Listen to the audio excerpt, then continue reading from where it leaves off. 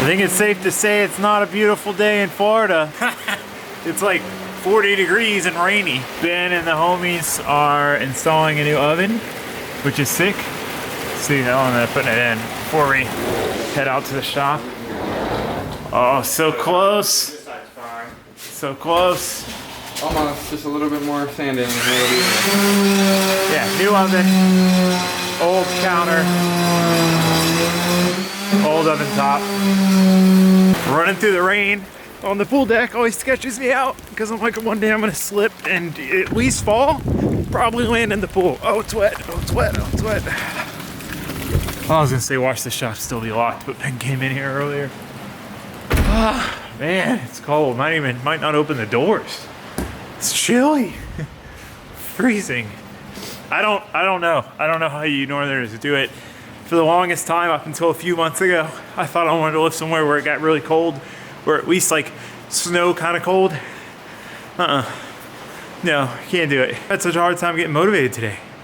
Just because it's cold, and I'm cold, and it's raining. Raining is always hard though. Okay, enough jibber jabbering. Let's get to working. Okay, plan. Things changed.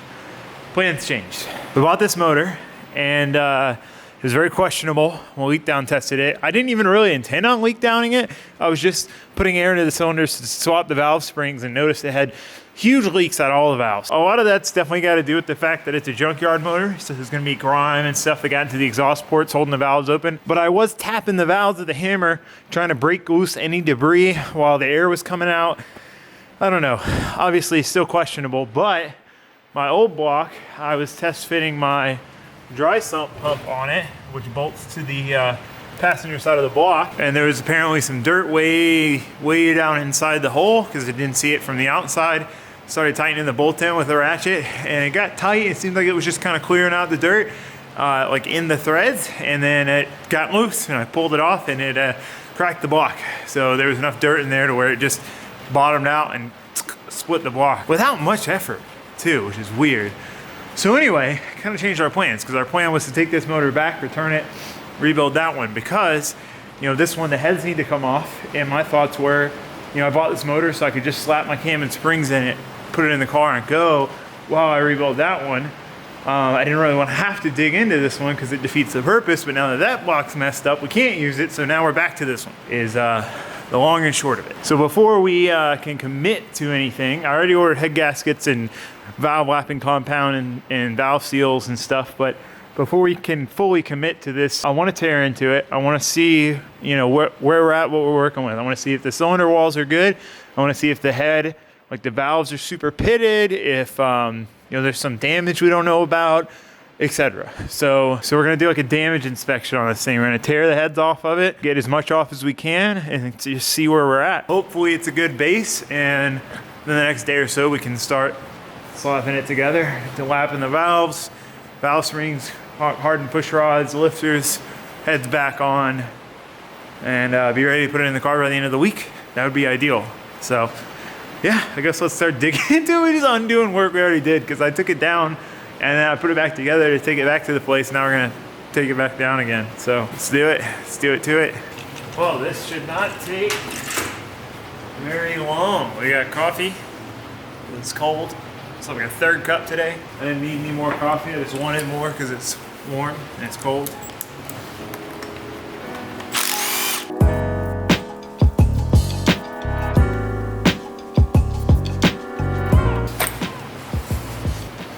All right, we're done.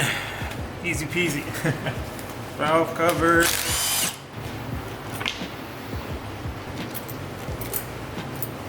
So rocker arms, push rods, head bolts. Pretty easy. I know this 8mm is like F. Yeah. It doesn't like these, so. I do have a 1/4" 8mm that works. I need to remember to order another 8mm in 3/8. I use it a lot. One thing I cannot stand is a crappy extension or socket that doesn't hold on well to the impact. Like this one's great. It takes a bit of force, but some of them will just like bounce around. It's so annoying. It's like a pet peeve. Oh no, we broke the adapter. No. Shit. Dog. Okay, luckily I have another adapter, so we're gonna crack the rest of them loose by hand and then buzz them off with the impact. Hopefully be a little bit easier on this adapter.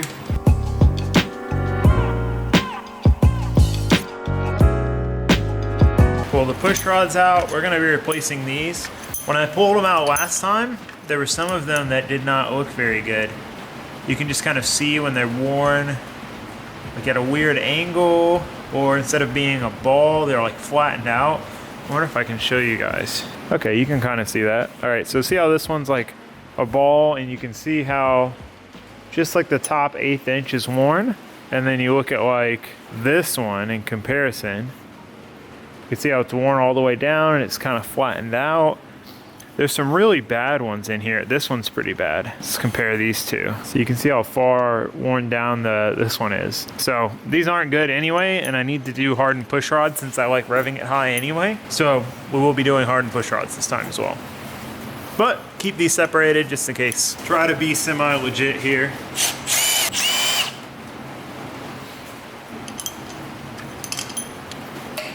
Alrighty, gotta pull this steam vent off before we forget.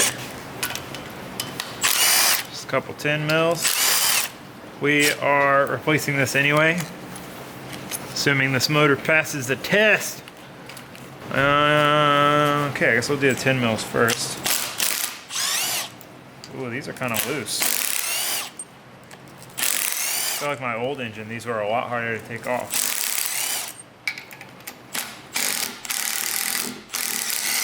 Now we gotta loosen in a, you know, wrap kind of pattern. Need a bigger impact. What size are these guys? 15s? Yeah, buddy.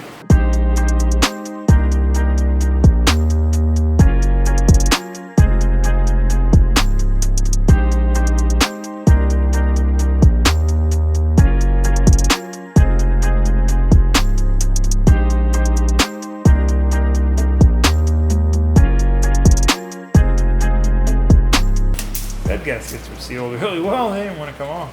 Kind of got obliterated taking them off. Normally you can kind of get an idea of what, you know, if there's any gasket leaks and stuff, you can look for burn marks, but they just got shredded as they took them off. So it's like, it's weird. They're like all pretty coated, but it's really easy to get it all off. It just kind of rubs right off. It's kind of strange. Only it's like super built up on there if it's just straight carbon. We can go ahead and pull the lifters out. We'll probably change the lifters out to LS7 lifters. I don't recall if this engine has the redesigned LS7 style lifters. Basically the LS7 lifter was the redesign, so it was their new design. The previous generation had issues failing. I know a couple of people have had them fail. So a lot of times people just upgrade to the LS7 lifters. It's like $100 for a set. So it's definitely worth doing. You have all new lifters. You don't have to worry about it, but I can't remember if these came without like the updated lifters or not. I'm not sure what the year range is, so we'll have to look into that. Probably need to order some LS7 lifters though. So this is the passenger side head, which had the least, like the best leak down. It didn't have much issue. They were like 5–10% or so. Most of them would clear up if we tapped the valves down and kind of got them to seat better. And you can see this one looks pretty clean. I mean, it's not beautiful, but it's not bad at all. But then this one, this is the one where we had most of the issue, and you can see it is super nasty, super gunked up. Looks like a lot of coolant and stuff in there or something. Water. I don't know if it's just from them pressure washing it. They pressure washed into the cylinders and it got all gunged up or what. Oh, and the engine looks good. So you can still see, let's see if you can see it. The cross hatching all looks pretty good. Let's see, I gotta get like, it's like a double angle I have to find. The angle for the light and for you guys. So it all looks good. There's some nastiness, but that's just from pulling the head gasket off and again, probably then pressure washing, but it spins over nice and free. No weird noises, no scrapes. Everything looks nice and clean. Spins over very easily by hand. There's no hang-ups. Just some dirty pistons. So we will clean the tops of the pistons off, clean up the head and the valves, replace some parts. I need to pull the lifters out. I guess let me do that. So we can pull the lifters out and we'll see if any of them have failed. If they fail, I mean, we probably already know because there'd be metal everywhere, but, oh, no, it's a 10. If they fail, the roller tip, which I'll show you in a second, will be destroyed. So these are our lifter trays. I guess let's keep track of these. There we go. That one looks good. We know this one's good. Because if it fails, it'll eat the cam. Yeah, so far so good. There's a little scoring on them, you know, just where they ride in the pocket there, but nothing. That's to be expected with over 100,000 mile motor. Yeah, exactly. It's not like we're gonna be spotless. This will make our cam job a little easier. Yeah, the cam will come out real nice, We easy. don't have to worry about, let's put these back. Okay. So this is driver's side. I can reference the footage if I forget. Easy peasy. It's just a little dark, just from high mileage. That's it. Other than that, it looks really good. Yeah, it doesn't, there's nothing Major. glaringly obvious that is an issue. I mean, it would definitely be nice to get the motor like hot tank. Get it real nice and clean. Yeah, but Because those pistons are dirty, but they will clean up. I mean, yeah, they're not that They're bad not. though. I've definitely seen way worse. It's just a lot of carbon buildup. This side's way worse. True, it is. You know, it's got a lot but it, more. like, a lot of it comes off easy. Yeah, you'll be able to clean them up really But I mean, it's easily. like not even. It's like a lot of And this that's is from just like sitting. Yeah, it's just like grime. It's not necessarily like, look at how like I'm getting to bare piston with just my finger. Yeah, just with some paper towels and brake clean, you could probably get them to look a lot better already. Just cleaning them up. Yeah, a little wire brushing. All right, I'm gonna run to the store so I can get some brake clean. We can clean these pistons up and then try to clean the deck up as well. I'd like to get all that done so it's like prepped and ready to go when we get our gaskets in. I was talking to my buddy Derek, and I guess these are the good lifters, so we do not need to replace them. We just put them back in, kept them in order, so it'll be very easy for us to put back in. I guess the 799 heads, the heads like to pit, the valves like to pit. So he said it would be a lot of work to lap the valves myself, and I'm better off taking it to a machine shop and having them cut it. And I kind of was leaning towards that anyway, just to have them check them over, deck them if needed, etc., and hot tank them and clean them. So I think that is what we're gonna do. I'm gonna have to call a machine shop in the morning and see if you know how soon we can get it done. But hopefully ASAP, because we got pretty much everything we need. So yeah, block clean and prep time. After I brave this freaking northeast weather, I feel like I'm in New Jersey or New England or I don't know, one of those places where it's rainy and cold. Ben's an iRacing addict. Dude, I got my work done. We got the oven in. Leave! You need to leave, Did I sir. mention Corey brought me Diet Cokes? You need to leave, sir. You need to leave, sir. Sending it. So, trip was a success. I went to Lowe's, assuming Lowe's would have a better selection. Couldn't find what I needed. Found it at Walmart, of all places. So this is like a nylon abrasive wheel. So we're gonna use this, clean off all this, because these use a factory like multi-layer steel gasket. So there's like a rubber coating on it, and it just sticks to everything. So we need to clean that, and we got wire wheels to clean our pistons. Brake clean to clean it all up. So we are just gonna start on a cleaning mission, basically. Should look gorgeous by the time you're done. Yeah, it should be mint. We need a paper towel up all the holes. Yeah, and then start cleaning.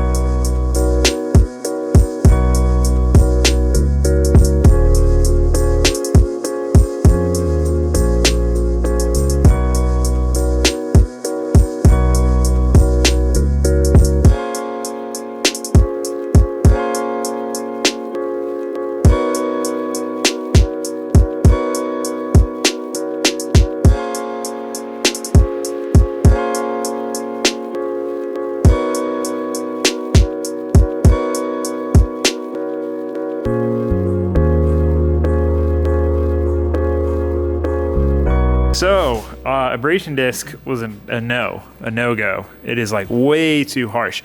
You would think it being nylon, you wouldn't have to worry about it scratching, and maybe it was just surface scratching. I might try it some up here, but it seemed to be scratching pretty aggressively.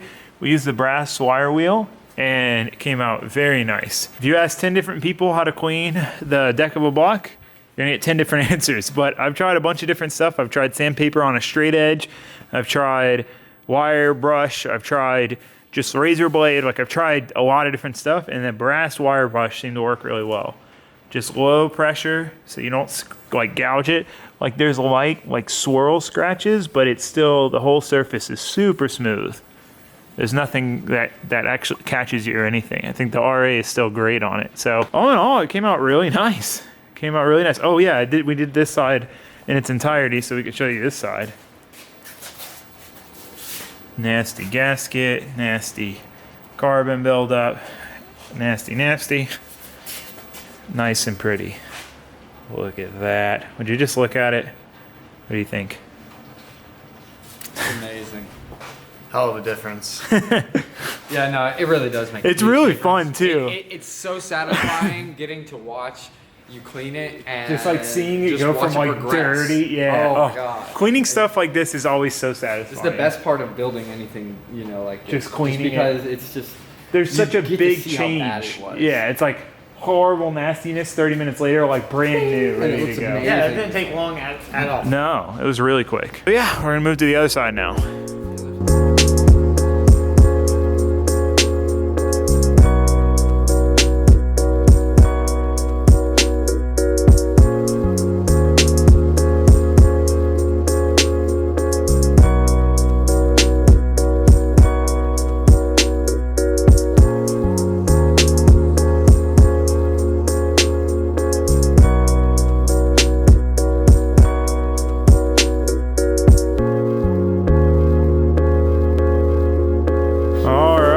She is all cleaned up.